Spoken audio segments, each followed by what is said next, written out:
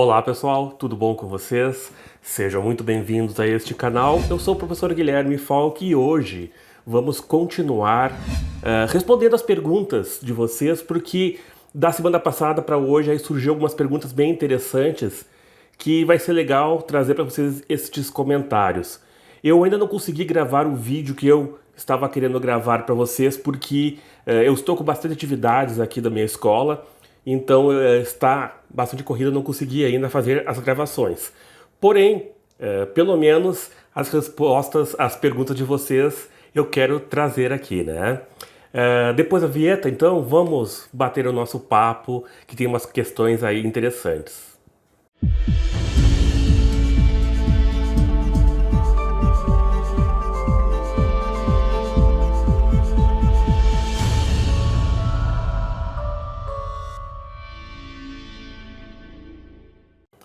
Temos aqui três perguntas em sequência de uma pessoa, Shirley Del Claro, e ela é bastante questionadora, isso é legal, isso é bastante desafiador e é bom, né? Então vamos às perguntas dela e vamos ver o que eu posso fazer para esclarecer. Ela diz o seguinte: primeiro que ela diz que foi uma pergunta deixada há um dia atrás, tá? Que ela diz o seguinte: comente sobre o filme Nosso Lar. Cada palestrante fala diferente sobre ele. Nunca se chega a uma conclusão de como realmente é. Fica difícil, não é? Shalom. Shalom para você também. Seguinte, o filme Nosso Lar, criação aí baseado no livro do Chico, né, Nosso Lar.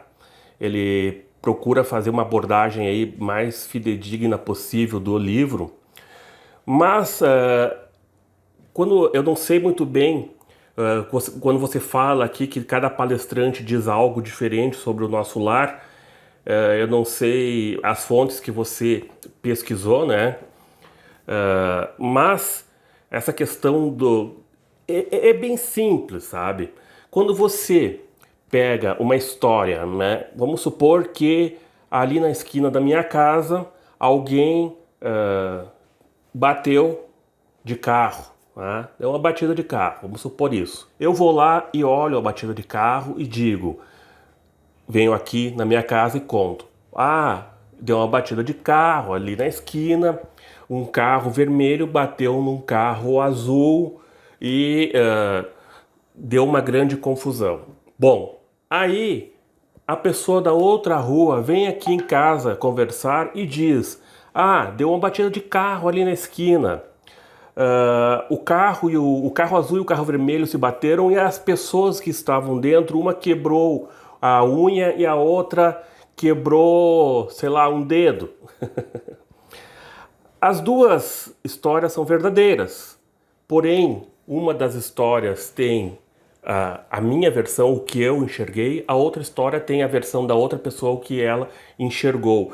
Então, uma história contada oralmente, ela nunca vai ser igual, né? Porque as percepções que nós temos são diferentes. O que eu percebi foi as cores do carro, o que o vizinho percebeu foi os machucados, né? São percepções diferentes.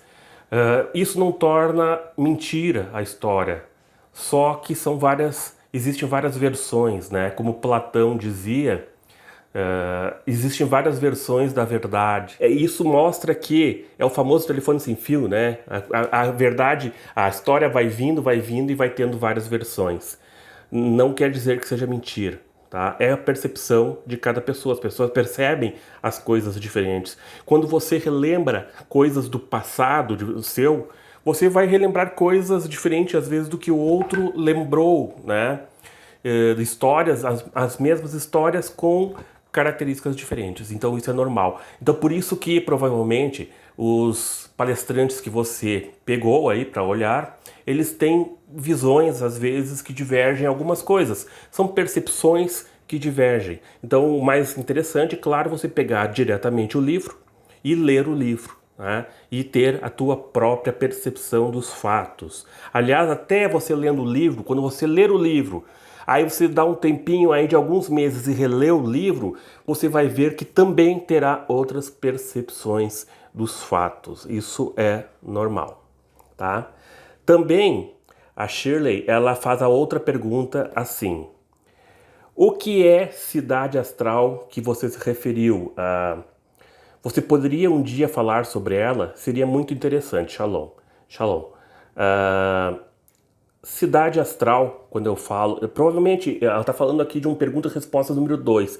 Então eu não lembro o que, que era que foi falado. Contudo, provavelmente, acredito eu, que deva ser a história referente ao meu pai, né? Segundo os espíritas, tá? E eu não posso confirmar isso porque eu não tenho essa certeza, isso é o que eu ouvi falar, tá? Se tem uma cidade espiritual sobre cada cidade que nós temos aqui, né? No nosso país e no mundo inteiro. Então, por exemplo, no caso do meu pai, quando ele estava aqui, logo após o falecimento dele, logo ele foi levado para uma colônia, um local de intermediário de adaptação para ir para uma cidade astral. Eu não vi essa cidade astral, mas eu vi o local intermediário, que eram algumas casas bastante simples até, umas casinhas simples, várias casinhas, aonde tinha um campo muito bonito, um campo verde muito bonito. Parecia um local como se fosse um local do interior, né?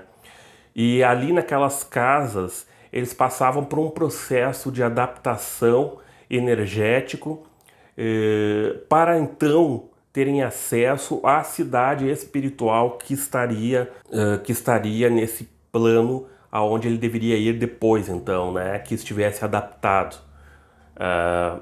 Então eu vi essas casinhas e coisas e conversei com meu pai ali, foi ele que me levou lá. Mas a cidade, depois que ele foi, eu não vi qual é que é a cidade, a não ser numa única projeção que eu tive posteriormente. Isso foi antes de ele vir me visitar quando nasceu meu filho, né? Que foi bem depois também. Então aí eu vi ele nesse local, nessa cidade, mas eu não explorei a cidade, não vi a cidade em si, só o local onde ele estava, que era uma cidade, me parecia uma cidade bem bonita, pelo menos o local que eu vi, né? Ele estava diante de uma escada, uma escadaria de uns 10 degraus mais ou menos, e eu falei com ele, ele estava de uma fisionomia muito jovem, né? Numa idade, acredito eu, que me parecia ser aí cerca de 25, 30 anos, tá? Essa era a aparência que ele se mostrou e estava super bem, né? Então eu vi somente aí, depois uma vez que ele veio nos visitar, mas aí foram só essas vezes, depois eu não vi mais, tá? Então eu não sei te dizer dessa cidade astral, porém eu já estive em outras, né? E são cidades bastante normais, porque elas são cidades intermediárias, né? Entre níveis de vibração. Então existem cidades que elas são muito tão densas quanto aqui nós estamos agora no físico, é igual como se nós estivéssemos aqui no físico, é incrível, sabe? Muito parecido mesmo. E algumas são muito mais densas, né? Em cidades que se localizam no umbral. No umbral seria o quê? Seria local mais denso energeticamente. Então, quando a pessoa morre, ela não muda. Então ela vai para uma vibração que se assemelha com o que ela era aqui no físico. Então, se a pessoa tem problemas sérios aqui no físico, é bem provável que ela vá para um local onde ela continue repetindo seus problemas, né?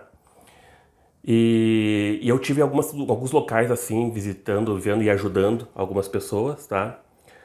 Então são vários locais diferentes que se tem, tá? Mas enfim, eu poderia até falar sobre isso num vídeo, falando mais especificamente sobre as cidades astrais, seria bem legal, tá? Vamos lá, ela tem mais uma pergunta. Ela fala também, por que se fala de Wagner Borges, Robert Monroe e outros, mas nunca do grande e saudoso Valdo Vieira? Uma pena. Não, pelo contrário, se você for dar uma olhadinha nos vídeos aí, eu sempre dei alguma coisa relacionada ao IIPC. É que eu tenho uma aproximação maior com o Wagner Borges por eu ser uma pessoa de tendências muito místicas, né? Eu gosto, tenho essas tendências místicas, participo até hoje, né, da Ordem Rosa Cruz, né, atualmente estudo Kabbalah, e enfim, eu tenho essa tendência mística e esotérica. Então, a forma como o Wagner Borges aborda as questões, ela se encaixa mais comigo. Então, é natural que a gente acabe trazendo mais sobre ele, né? Porém, eu estudei muito o Valdo Vieira, li muita coisa do IPC, li a biografia Zéfiro, do Valdo Vieira, muito interessante, por sinal. Até é interessante trazer um vídeo sobre isso uma hora. Tenho projeciologia, enfim, fiz cursos no IPC também. Então, Valdo Vieira é indiscutivelmente o grande nome, né, da projeção no Brasil e no mundo.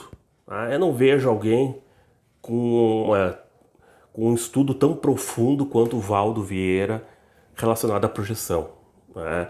Robert Monroe é fantástico, é um pioneiro.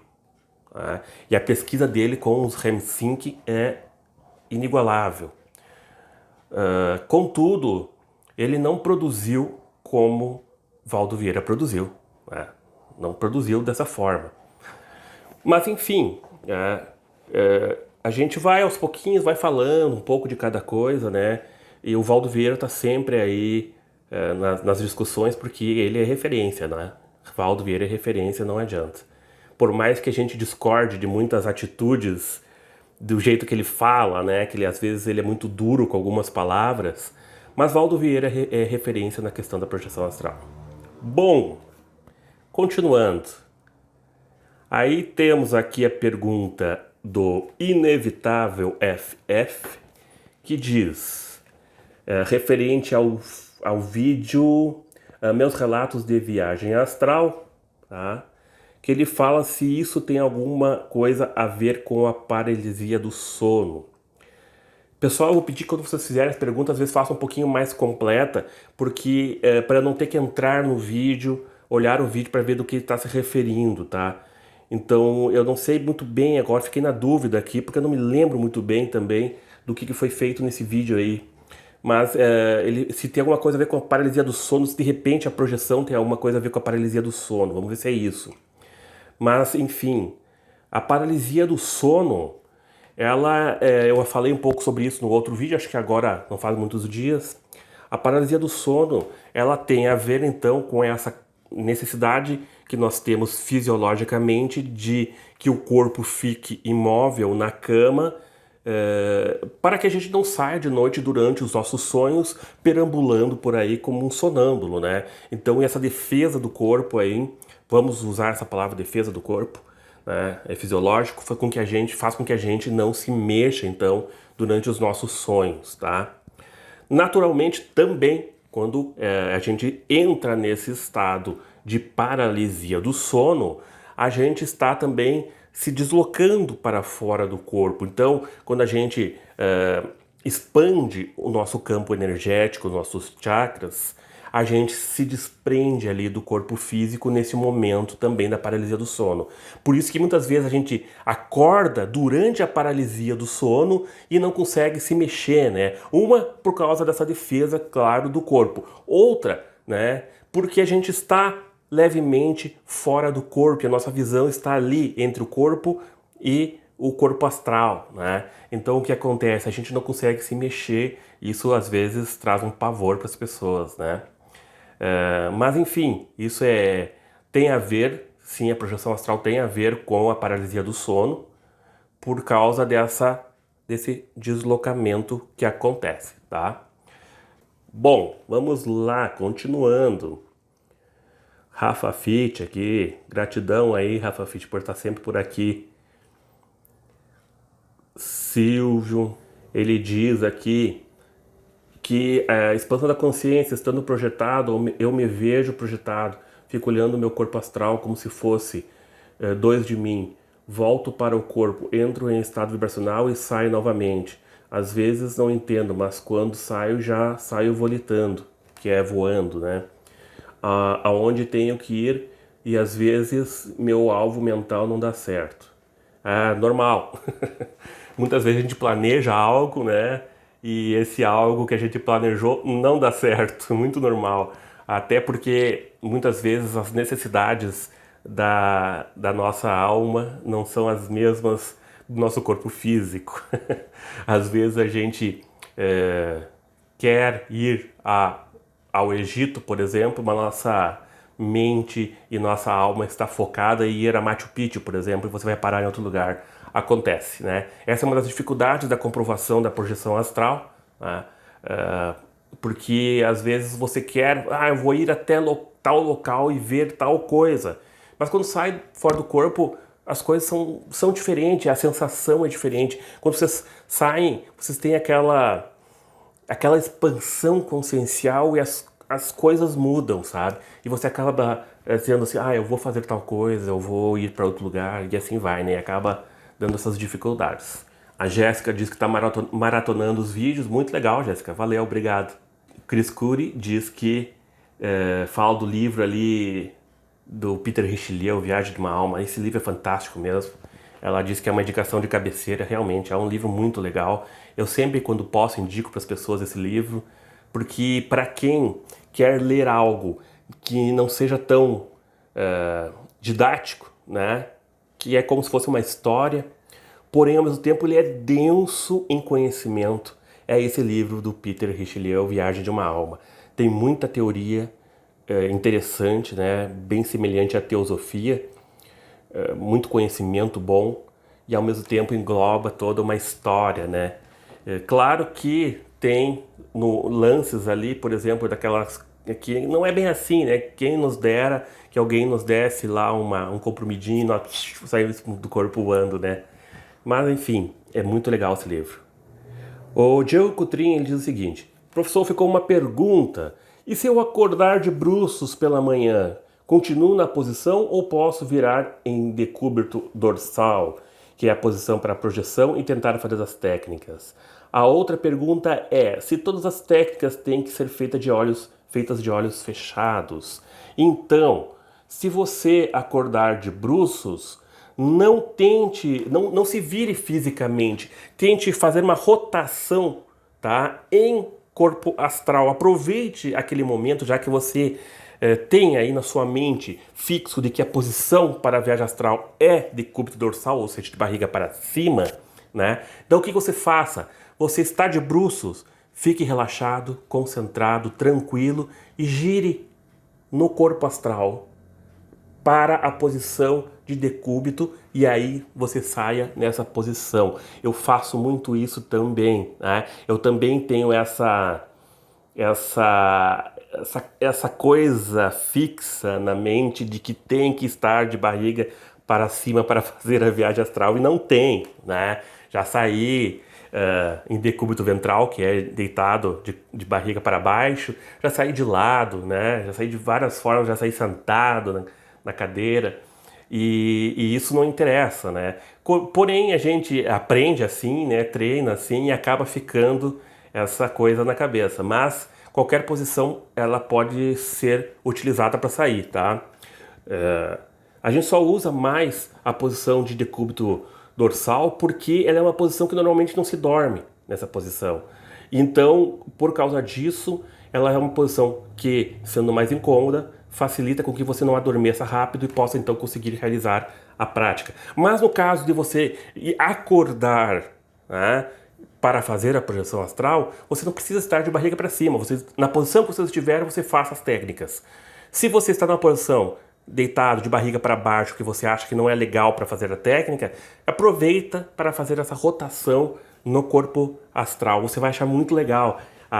O efeito que dá é muito interessante, tá? Faça isso, você vai gostar. E quanto aos olhos, sim, eles têm que estar fechados, porque você está dormindo, no caso, né? Você estava dormindo, então você acordou, pode ser que você abra um pouquinho os olhos, mas você fecha eles novamente, tranquilamente, sem nenhum estresse ou esforço físico, só fecha os olhos e continua a prática, tá? É assim que funciona. Se você ficar com os olhos abertos, você vai ter estímulos visuais e aí você acaba perdendo a concentração. É por isso que se continua com os olhos fechados, tá?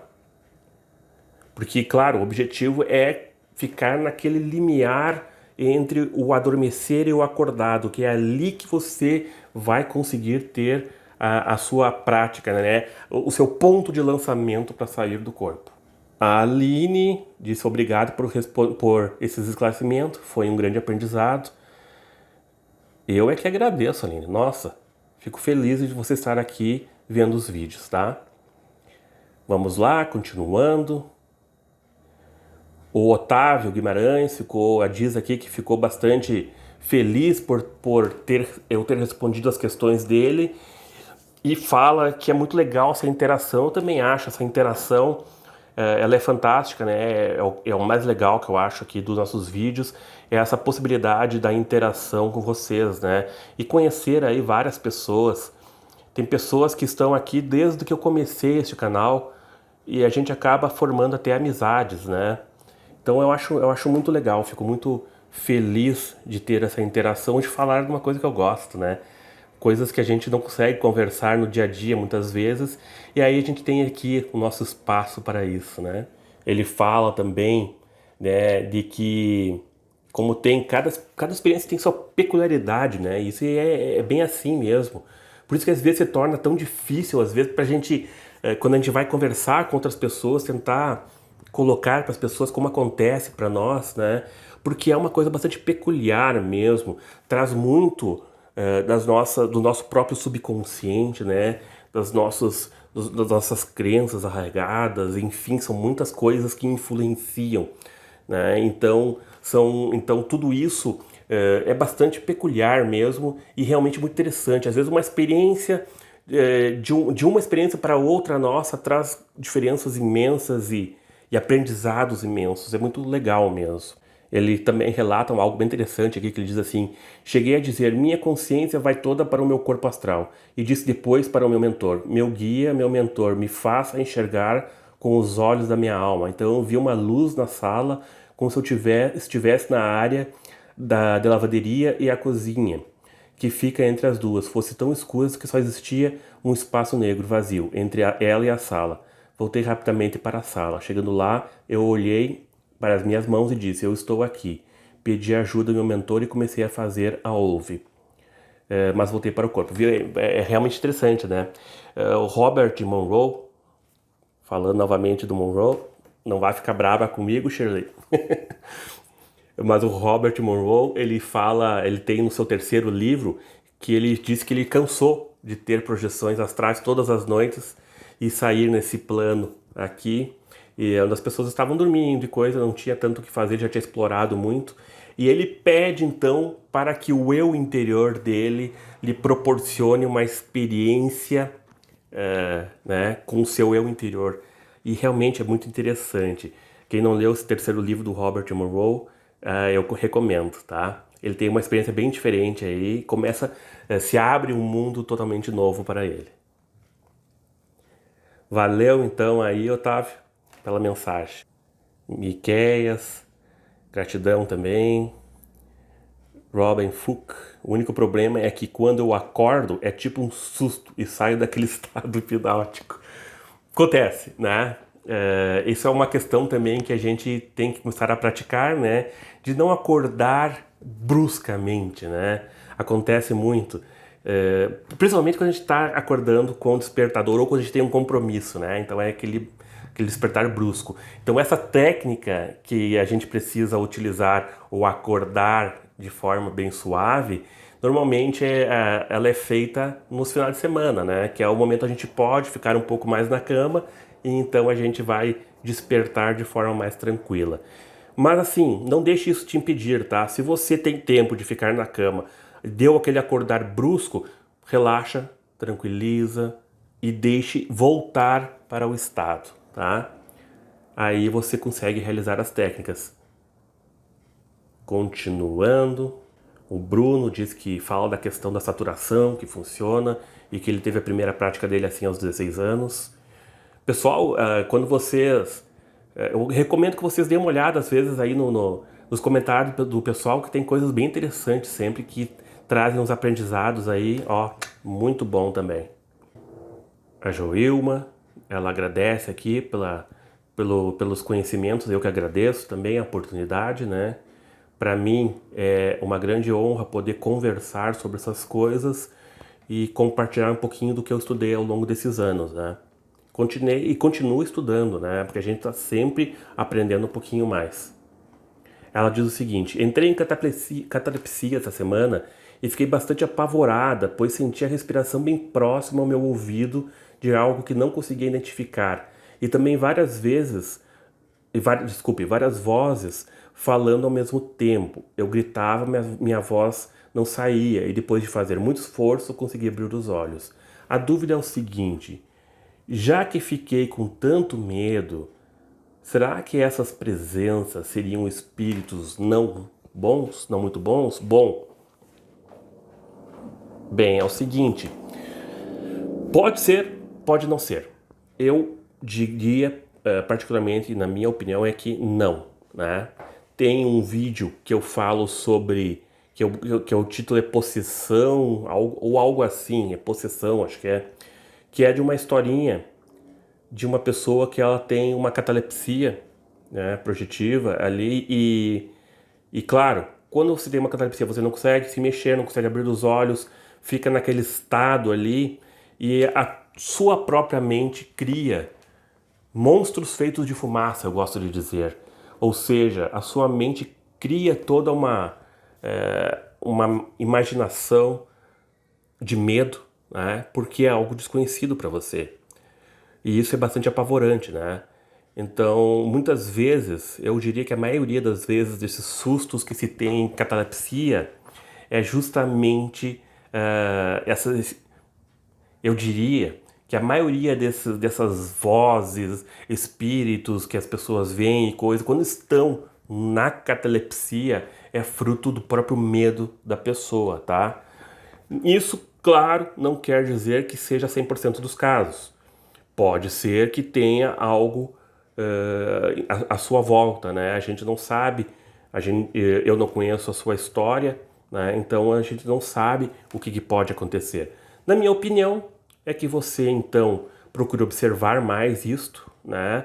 E sempre quando sentir esse tipo de sensação e de que está ouvindo as vozes e sente que tem algo ruim à sua volta, você então relaxe, tente não entrar em pânico, tá? Eu sei que às vezes não é fácil, mas tente não entrar em pânico, relaxe, respire e faça circulação de energias pelo seu corpo, faça com que sua energia vibre forte, tá?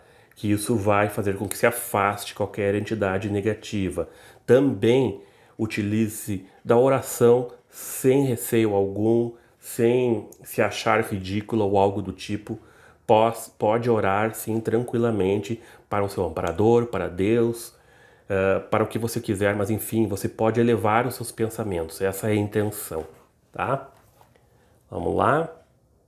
Wirlene Story Venâncio diz o seguinte: Professor Guilherme, gostaria de saber como o senhor superou seus medos no começo nas saídas do corpo. Foi difícil? Obrigada, sou de Curitiba, Paraná. Legal, Curitiba é lindo. Eu estive lá para conhecer a loja Rosa Cruz lá e também alguns parques. Bom, os medos, eles são superados com o conhecimento, na minha opinião, tá? De acordo com o que você vai conhecendo o que você está fazendo, os medos vão sumindo, né? Então, obviamente, quando eu tive a minha primeira catalepsia, foi terrível, né? Eu tive uma catalepsia juntamente com um forte EV que eu achei que eu estava morrendo, né? Então, no momento eu disse nunca mais quero tentar esse tipo de coisa. Mas depois a gente vai estudando e vai conhecendo. E com o conhecimento a gente vai vendo que as coisas não são assim, né? Então você vai superando os medos com o próprio conhecimento. Claro que a gente tem que, além do conhecimento, claro, a gente tem que ir enfrentando, né? O enfrentamento é fundamental para que a gente possa superar os nossos medos. Se você tem, por exemplo, medo de falar em público, você tem então que estudar sobre como se falar em público, você tem que praticar, né? Praticar bastante e depois enfrentar o medo e falar em público. Só assim a gente vence o medo. Então a projeção não é diferente, tá? A gente tem medos, o que a gente faz? A gente vai estudar sobre o assunto, vai conhecer sobre aquilo ali para ver que aquele medo pode ser infundado, vai trabalhar aquele medo então ali, né? E aí vai enfrentar aquele medo. Isso aí. Vamos lá, então. Tem mais uma pergunta então aqui da Shirley que eu acabei passando, não falei, que eu falei dela da Shirley lá no começo. Ela coloca o seguinte: a Rê, que finalmente mencionou o saudoso Valdo Vieira. Ela tá falando do Pergunta e Resposta 15. Guilherme, você disse em outro vídeo que foi sua irmã que lhe disse que seu pai estava chateado. Hoje diz que foi através de um amigo no centro espírita. Como fica isso? Complicado, né? Ela fica aqui chateada, né? Porque teve essa incongruência aí, tá? Quanto ao Valdo Vieira, eu já expliquei, tá? Você vai ver outras menções do Valdo Vieira, inclusive eu falo de um livro dele. Mas enfim, quanto à questão de eu ter falado do meu pai estar chateado comigo, né? Assim, o fato ocorreu há 15 anos, vai fazer 16 anos agora que meu pai faleceu, tá? Foi há bastante tempo já, né? Meu pai, ele faleceu de um ataque cardíaco fulminante. Ele estava na praia, isso foi bem no final de ano, foi um pouco depois do Natal, né, 2 dias depois do Natal. Ele estava na praia nos esperando para ir para lá. Inclusive, minha irmã estava viajando no carro no momento, estava na metade do caminho, no momento em que chegou a notícia de que ele havia falecido de um ataque cardíaco fulminante. Bom, essa questão, então, como ela é uma questão já fazem 16 anos, às vezes a sequência dos fatos acabam dando uma misturadinha, tá? Mas eles ocorreram, é porque não aconteceu uma única viagem astral, foram várias e várias viagens astrais, foram alguns meses aí tendo experiências, tá? Então, quando eu digo que ele falou que estava chateado, essa questão do chateado aí ocorreu em uma semana inteira de viagens astrais, tá? Então não foi só com o meu amigo ali, Gilberto, que é médium aqui em Passo Fundo, no Centro Espírita, ele é especialista em apometria, inclusive. Não foi só o Gilberto que me falou, mas a minha irmã também teve um sonho com ele que dizia a mesma coisa, tá? Então, e não foi só eles também, a minha mãe teve sonhos, o meu sobrinho teve sonhos que bateram depois com as projeções que eu tive, tá? Então eu acordava de manhã e aí encontrava ali minha mãe, encontrava minha irmã, a gente conversava e batia aquilo que a gente tinha visto, né? Os sonhos deles com as minhas projeções. Então o Gilberto, ele realmente me disse isso, tá? E foi naquela mesma semana ali aonde a minha irmã também havia me dito isso.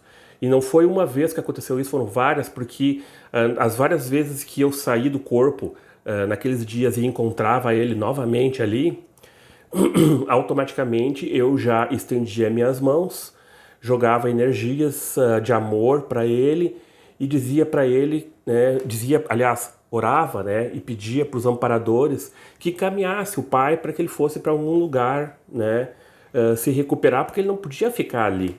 Essa era a minha ideia.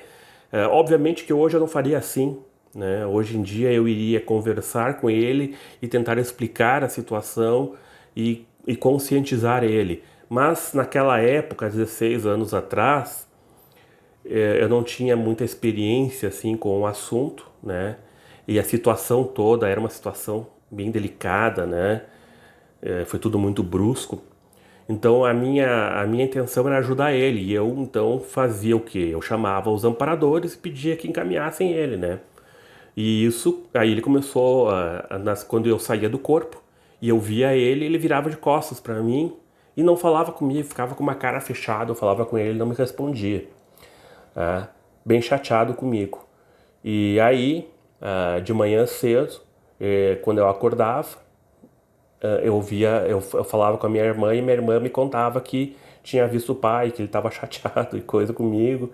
O Gilberto depois, durante essa semana, me disse também que ele esteve no centro espírita e que falou que estava chateado comigo. Então foram fatos que ocorreram, né? Não foi uma única projeção, foram fatos que foram ocorrendo ali naqueles dias, tá? E isso perdurou aí pelos 3 meses, se eu não me engano, tá? Foram várias e várias projeções que ocorreram, tá? Então não fique brava quando não bate cronologicamente ou quando não bate a sequência exatinha, porque na verdade eu vou contando essas coisas aqui para vocês de acordo com que eu vou me lembrando, né? Eu não tenho nenhum script aqui ou não tô com as coisas, a minha agenda aqui com que eu anoto as minhas projeções, né? Eu só estou contando assim de acordo com o que vai surgindo, né? Então acaba dando às vezes algum errinho de sequência. O fato aconteceu. Pode ser que às vezes eu narre algum errinho na sequência aí, e que algum possa ter acontecido um pouco depois ou um pouco antes, né? Mas que aconteceram, eles aconteceram, tá? E isso aí tem muita gente para dizer que é verdade, que aconteceu realmente. Bom, e por fim, temos aqui a Ali V ou Ali 5, não sei. Ela diz: olá, professor, estou numa fase onde todas as manhãs, ao acordar, entro em estado de hipnopompia. E tenho notado que, neste momento, tenho sonhos, sim, mas quando acordo e volto ao sono, vem uma chuva de pensamentos do meu passado. Coisas que me desagradaram, que magoaram, chatearam. Pelo que explica nesse seu vídeo, estou tendo acesso ao meu subconsciente. Exatamente. Vejo neste momento uma enorme oportunidade, sim, para tentar sair em projeção, porém também de trabalhar esses pensamentos que ficam guardados nesse lugar e que me atrapalham no dia a dia. Já fiz anos de psicoterapia e esse mergulho na minha essência me trouxe um maravilhoso autoconhecimento para a vida toda. Por isso sei a importância psicológica quando temos esse acesso. Poderia, por favor, me indicar algum vídeo sobre técnicas para me orientar sobre como fazer reprogramação do meu subconsciente, dissolver esses maus pensamentos? Pois todos os dias trabalho para ser uma pessoa melhor. Preciso disso para aliviar essas formas de pensamentos a fim de aproveitar minha viagem astral. Gratidão pelos seus vídeos, amor e luz em sua vida. Muito obrigado, Ali. Realmente é fantástico esse momento para esse contato com o seu subconsciente, tá? Você pode utilizar, por exemplo, sonhos lúcidos, né? Gosto de fazer também uma continuação daquele sonho que eu estava tendo. Eu estava tendo um sonho, aí eu acordo. Ao invés de eu me levantar, fazer alguma coisa, eu relaxo e continuo o sonho, porém ainda no controle dele, né? É bem legal. E aí você pode explorar aspectos arquetípicos dentro do sonho que estão relacionados com essas questões que estão aí no teu subconsciente. É um acesso ao subconsciente, é fantástico, né? Grandes nomes aí da ciência, como Einstein, se não me engano Newton também, utilizavam esse estado intermediário ali entre o estar dormindo e o acordado para acessar o seu subconsciente e realizar as grandes invenções que nós sabemos que eles fizeram. Então é fantástico esse acesso ao subconsciente e vai trazer aí grandes mudanças para a vida de você, tá? A minha indicação de vídeo para vocês, eu não vou te indicar um vídeo específico, mas eu vou te indicar aí uma temática para você pesquisar, que é auto-hipnose. A auto-hipnose, ela é uma forma de você acessar o seu subconsciente. Se você utilizar técnicas de auto-hipnose neste momento da hipnopompia, você vai ter, então, uma ferramenta incrível para trabalhar com esses aspectos subconscientes, tá? Então procure pesquisar sobre hipnose. Tem muito curso legal sobre hipnose que vai te ajudar a trabalhar esses aspectos. Se você der uma pesquisada na internet, tem muita coisa. Claro, não fique naquela visão bastante superficial de hipnose como uma brincadeira, né? Que se tem muitos vídeos aí de hipnose como brincadeira. A maioria dos vídeos do Pyong Lee, por exemplo, ele faz uma brincadeira, uma interação, né?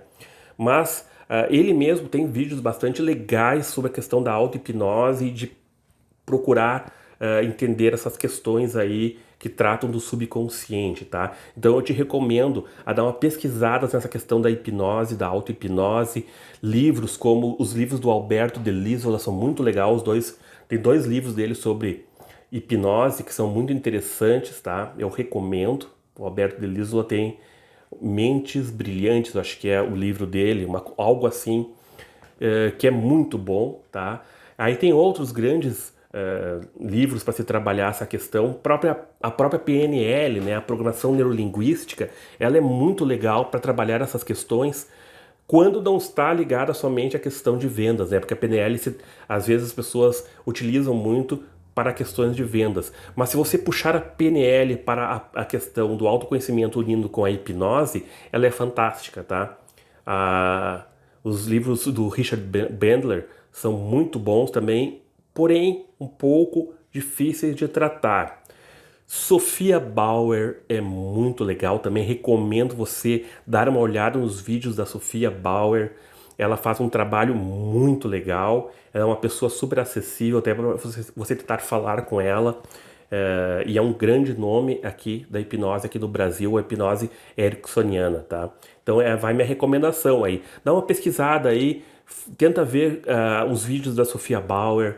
Os livros da Sophia Bauer são interessantes também, tá? Tenta conhecer mais essa questão da hipnose, da auto-hipnose, que vai ser bastante útil para você acessar o subconsciente nesse momento aí, tá? Então, pessoal, vou ficando por aqui. Foi muito legal tratar essas questões. Espero que tenham gostado. Tá? Se gostarem, deixem aí o seu joinha, façam a sua inscrição. Vamos ver se a gente consegue fazer o canal crescer um pouco mais. Um grande abraço para todos vocês, paz profunda, até o próximo vídeo.